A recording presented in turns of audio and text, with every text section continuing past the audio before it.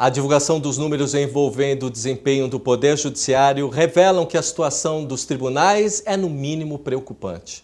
Ao analisar as informações levantadas pelo Conselho Nacional de Justiça relativas ao ano de 2010, constata-se que 989.321 casos deixaram de ser julgados no período. Apesar de ter gasto mais do que o previsto, o Poder Judiciário acumulou ainda um estoque de quase 1 milhão de novos processos sem julgamento.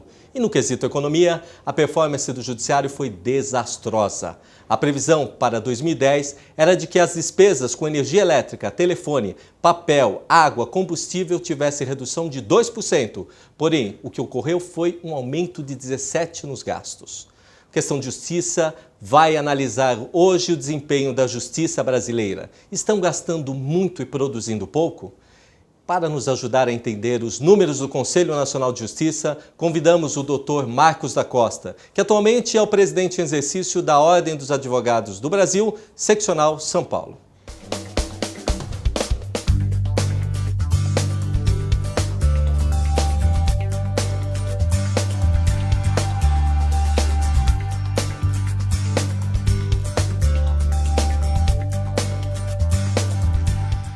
Doutor Marcos, como vimos na abertura do programa, o Poder Judiciário deveria gerar uma redução de 2%. No entanto, houve um aumento de 17%. É possível culpar apenas o período das eleições para justificar esse aumento, como alega o CNJ? Os gastos das eleições já não deviam estar contabilizados na previsão original, doutor? Bom, primeiro, saudar mais uma vez esses dois amigos que comandam com tanto brilho esse programa, que já é uma tradição em relação à nossa justiça, ao nosso direito, mas em especial à nossa cidadania. Em relação aos números, o levantamento que foi feito pelo CNJ, primeira ponderação é que é um levantamento nacional. Então, ele envolve o Judiciário do Estado, o Judiciário Federal, trabalhista, no Brasil inteiro. E aí nós vamos encontrar situações completamente díspares em relação a tribunais estaduais, por exemplo, de São Paulo, comparando com os outros estados, a Justiça do Trabalho em relação à Justiça Estadual. O número assusta, o número mostra uma dificuldade muito grande no que diz respeito à Justiça do Brasil, mas para identificar melhor as condições do porquê, as razões que levaram esses números, precisaria diminuir um pouco o aspecto desse estudo, focando um tribunal por tribunal. Essa justificativa da justiça eleitoral, não tenho dúvida nenhuma, ela deveria estar inserida no contexto das metas que se propõe o judiciário. Então, ela não pode servir de justificativa, quer para um mau desempenho no que diz respeito ao número de processos julgados, quer no que diz respeito ao volume de dinheiro gasto no judiciário no ano passado. Em 2010, doutor Marcos, os tribunais deveriam julgar todos os processos distribuídos no ano, mas não é o que acontece. Se não bastasse com relação às causas trabalhistas, eleitorais. Porém, o resultado apurado pelo CNJ ficou aquém do esperado, dos cerca de 17 milhões de processos que deram entrada em 2010, 16 milhões, ou seja, 94,2% foram julgados. Na verdade, por que o Poder Judiciário acumula tantos processos? Eu acho primeiro ter que dar precisa registrar um louvor ao judiciário no que diz respeito ao julgamento de 16 milhões de processos, que não é fácil julgar 16 milhões de processos, porque não são só os processos que entram no ano. A cobrança que se faz é nos processos novos, mas colocar em dia o passivo, que é muito grande no Brasil inteiro, processos que estão atrasados em relação aos julgamentos no Brasil inteiro. Agora, também é preciso elogiar a iniciativa de levantamento desses números. É importante a gente ter um mapeamento do judiciário no Brasil. E, a partir desse levantamento, identificar as razões que levam a acumular processos. Se, por um lado, nós temos uma estrutura falha, nós temos, de uma forma geral, no Brasil inteiro, um investimento muito baixo no judiciário para atender uma demanda cada vez mais crescente da população em relação à justiça. Ano a ano, nós vemos o número de cidadãos, o volume de cidadãos que ingressam na justiça ampliar, e aí compete ao poder público de forma geral acrescentar à estrutura do judiciário o volume necessário para atender essa nova demanda. Mais juízes, mais varas, mais serventuários. Isso não está acontecendo, muito pelo contrário. O que a gente vê é, ano a ano, diminuir o número de juízes, o número de serventuários e as varas que foram criadas não serem instaladas. Ao lado disso, quer dizer, ao lado da falta de investimento, é também uma questão de gestão. É verificar o bom magistrado, aquele que consegue cumprir de forma adequada e no tempo adequado a sua missão, como também identificar aqueles que, infelizmente, não conseguem perceber a importância da sua missão, atrasando o julgamento dos processos. E esses números também auxiliam nesse sentido, a permitir que o judiciário identifique o bom magistrado, aquele que trabalha e que não tem investimento e que precisa ter um investimento adequado para melhorar a sua produção, e o mau magistrado, aquele que, apesar de ter uma estrutura mínima necessária para o trabalho, não se dedica à causa da justiça como deveria. Então, Marcos, sem antes entrar nesse mérito também da magistratura, queria pedir outra explicação do senhor, mas uma coisa que o senhor sempre bate, já faz muito tempo na OAB, é a questão da informatização. Né? O senhor foi um dos primeiros a batalhar, inclusive aqui na casa, que hoje a gente está visitando, né, com o programa, na questão da digitalização de todos os processos. Como é que hoje está esse sistema dentro, pelo menos, do Estado de São Paulo? Em termos nacionais, ano a ano, também o levantamento do CNJ mostra que, ano a ano, o volume de processos novos que ingressam no Brasil inteiro, integralmente digitais, ou seja, sem papel nenhum, aumenta. E numa velocidade muito grande. Nós esperamos que daqui a 4, 5 anos o volume de processos digitais iniciais seja maior do que o volume de papéis, volume de autos que entram em papel. Essa é a expectativa nossa. Em 4, 5 anos, o processo digital, os novos, o número deles será maior do que os processos em papel. Em São Paulo, uma situação completamente atípica, porque São Paulo ele teve dificuldade de financiamento, é verdade, mas teve também alguns equívocos no que diz respeito a decisões que foram tomadas ao longo do tempo. São Paulo iniciou um processo de uso da tecnologia sem apoio nenhum por parte do Tribunal de Justiça. Então, os próprios funcionários passaram a levar seus computadores de casa, os magistrados também levaram seus computadores de casa, porque não tinha compra de computador pelo Judiciário.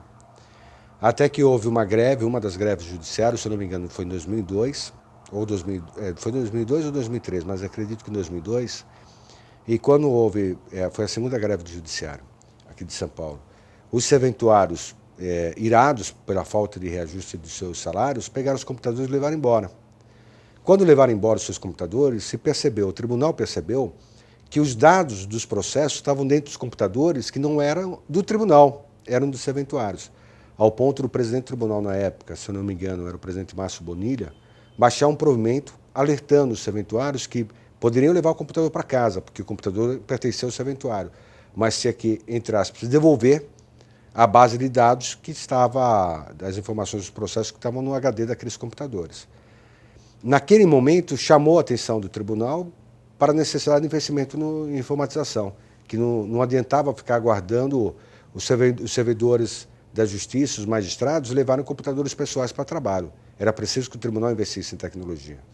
Começou o investimento contratando uma empresa pública, aqui do Estado de São Paulo, que é conhecida por não conseguir cumprir as suas demandas do Estado, do poder público do Estado, numa velocidade e numa qualidade de serviço que essa demanda impunha. Conclusão, se demorou muitos anos para desenvolver um sistema que depois de 2, 3, 4 anos que ele ficou pronto, efetivamente depois de 4 anos que ele ficou pronto, com muito dinheiro investido, se descobriu que o sistema não atendia as demandas do judiciário. Praticamente o que esse sistema fez foi pegar a prateleira e transformar em base de dados. Ele, ao invés do funcionário ver na fichinha para onde ia o processo, o sistema informava onde estava o processo. Não é isso que é informatizar o judiciário. Informatizar o judiciário é informatizar a prática de atos processuais, a comunicação dos atos processuais. Quando essa empresa entregou esse sistema e você viu que o sistema não funcionava, tendo gasto muito dinheiro para fazê-lo, para desenvolvê-lo, o tribunal foi buscar uma alternativa e contratou uma empresa de um outro estado que fornece um sistema para outros tribunais. E começou a usar esse sistema do outro estado instalando em alguns fóruns de São Paulo, no estado de São Paulo. De repente também se verificou que se tratava de um sistema de uma empresa privada e que, eventualmente, a empresa continuava a ter os direitos autorais sobre o sistema e daqui 2, 3, 4 anos a empresa poderia não ter interesse comercial na continuidade do sistema. Aí parou-se de instalar esse novo sistema. Então nós ficamos com uma parte do sistema feito por uma empresa pública de São Paulo. Uma parte dos fóruns, poucos, com um sistema mais novo, mais adequado, mas feito por uma empresa privada que tem a titularidade dos direitos autorais e que o tribunal, a partir de um determinado momento, se preocupou com isso para investir no sistema. E uma parte ainda, algumas poucas comarcas, que têm sistemas proprietários da comarca. Comarcas grandes, como Araraquara, por exemplo, que o sistema não fala com os outros sistemas. Então é nesse quadro que se encontra a informatização do Estado.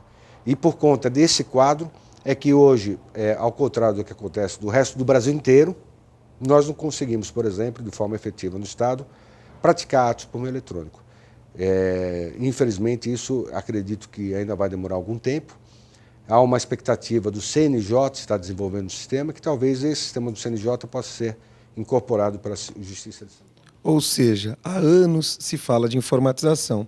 De outro lado, nós temos uma proposta, um projeto de lei que busca alterações na nossa lei processual civil, buscando dinamizar os feitos. Enfim, de um lado nós temos este projeto e de outro essa questão da informatização. Agora, o que fazer, doutor Marcos?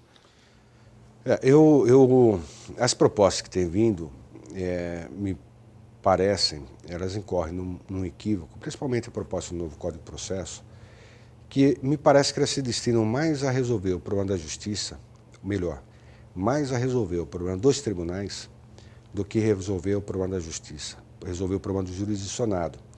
Esse equívoco faz com que se valorize, por exemplo, o juiz de primeira instância, dando uma aparente rapidez na justiça, porque com a decisão de primeira instância se dá muita força à decisão na sentença, que se cria uma sensação de justiça mais rápida, mas uma justiça insegura.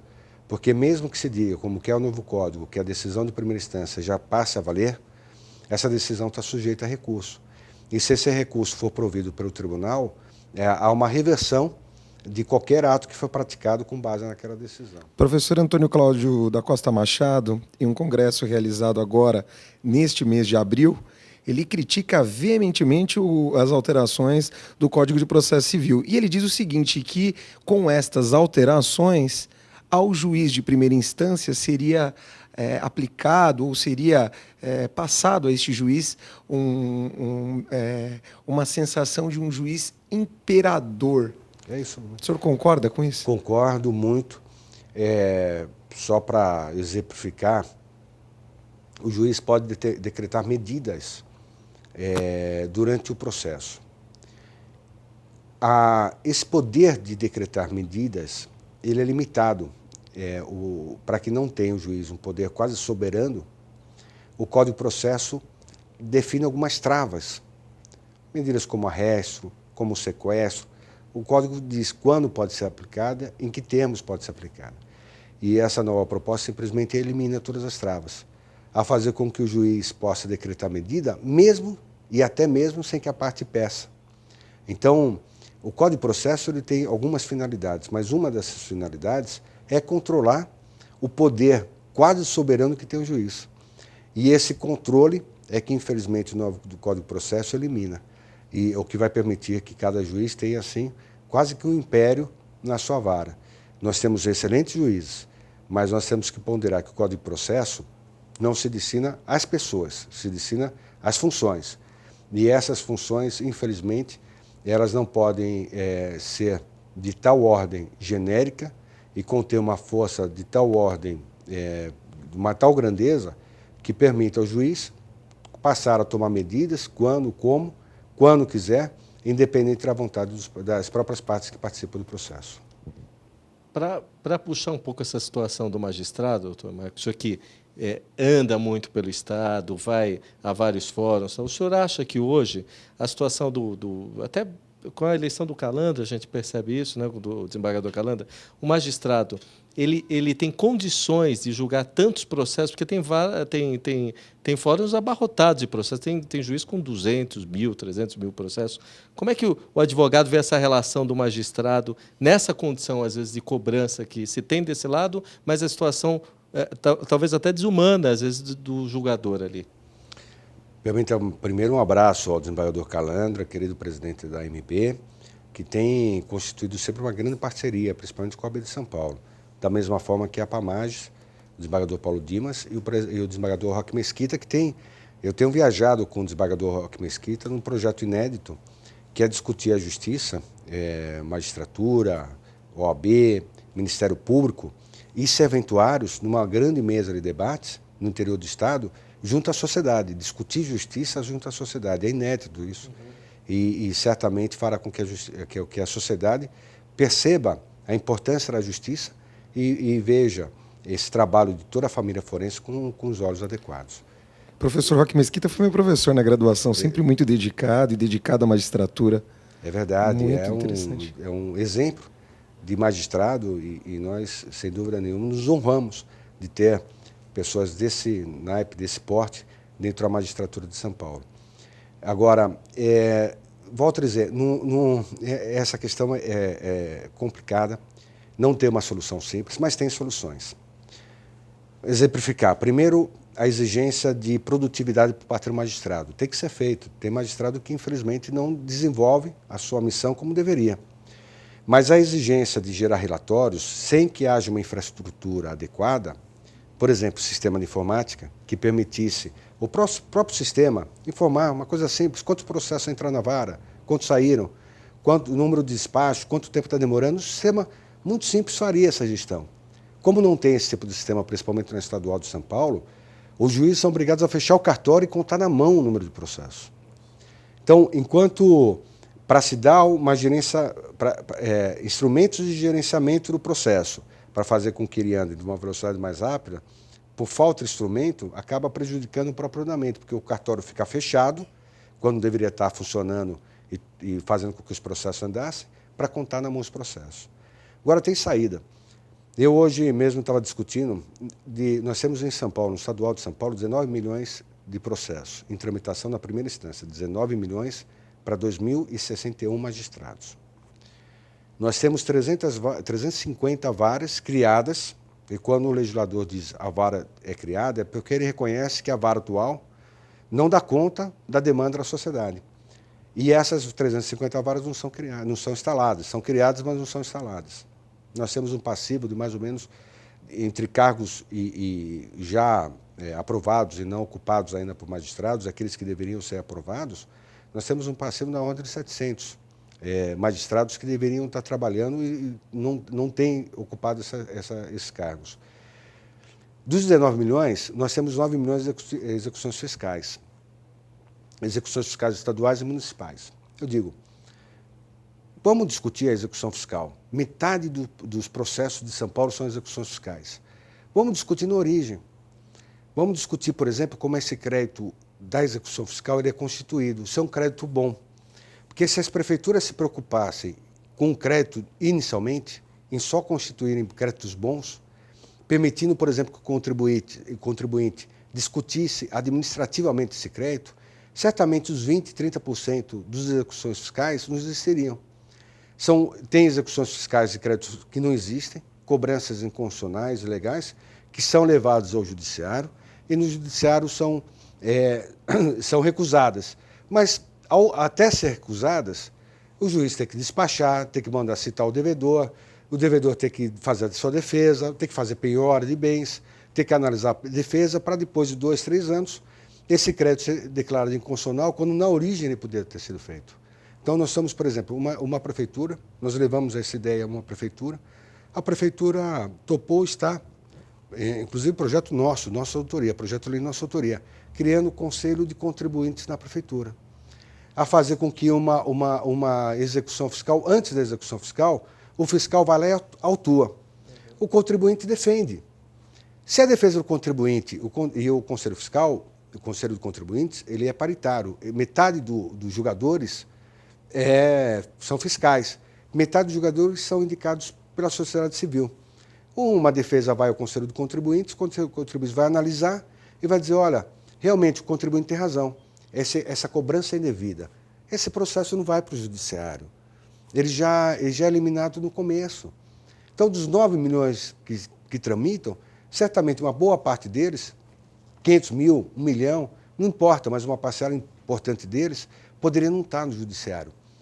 E para o cidadão não estar no judiciário a execução fiscal, principalmente nas varas do interior, que é a grande maioria delas, o juiz pode cuidar da separação de corpos, do processo criminal, do bandido que está lá e o processo parado e o sujeito solto. Ele vai poder cuidar de questões que envolvem diretamente o jurisdicionado, trazendo aquilo que todo mundo espera, que é a paz social. Doutor Marcos, a gente vai para um intervalo aqui no Questão de Justiça e já retorna aqui com vocês na Casa do Advogado, na Ordem dos Advogados do Brasil, aqui na Seccional São Paulo. Questão de Justiça aqui também, entrevistando aquele também que está chegando perto do dia a dia do advogado, aliás, no final da reta, né, que é o estudante de direito, peça fundamental, né, do clamor popular, do dia a dia da população. Aqui com o doutor Joaquim. Não, já estou antecipando o exame de ordem e tudo, né? E o senhor vem representando, né, está estudando na Drummond, que é do meu amigo Osmar, que está lá, né, da doutora Elizabeth Aloy Amaro, que é uma coordenadora. Como é que o senhor vê aí, hoje, visitando a Casa do Advogado, uma palestra da ordem? O senhor sente um pouco mais de amparo aí para a saída da faculdade? Com certeza. Através dessa palestra que estivemos hoje aqui, ela me abriu um campo, tá? Me dando uma perspectiva muito melhor, tá? Do que vem a ser o direito. Tá? Direito é o quê? Para mim, do meu ponto de vista, o direito é um campo aberto em que me dá visão daquilo que eu posso ser útil para a sociedade. Olha, tá vendo?